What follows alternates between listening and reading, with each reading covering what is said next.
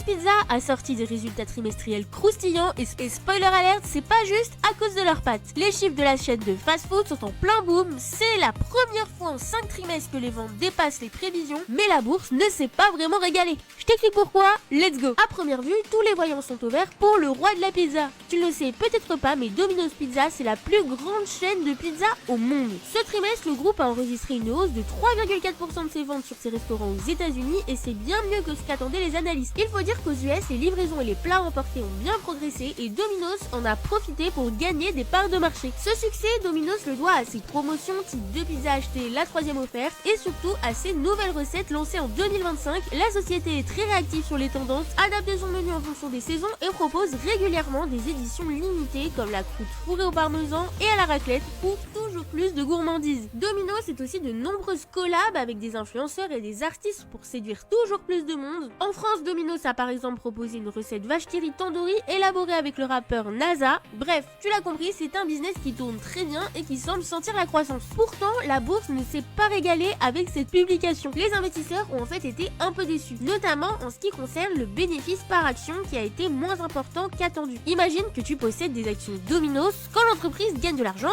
une partie de ses gains revient à chaque actionnaire, donc à toi. Quand on parle de bénéfice par action, c'est comme si on disait voilà combien d'argent tu as gagné pour chaque petite part, donc chaque action que tu possèdes dans Domino's. Le problème, c'est que Domino's a annoncé 3,81$ de bénéfices pour chaque action. Les analystes avaient estimé que ce chiffre serait un peu plus proche de 3,95$ par action, et le truc c'est que Wall Street est très exigeante. Malgré ces bons résultats, l'action a perdu 2%, mais cette frustration ne devrait pas tarder à s'effacer. Et pour tout savoir sur Domino's en bourse, faut l'investir.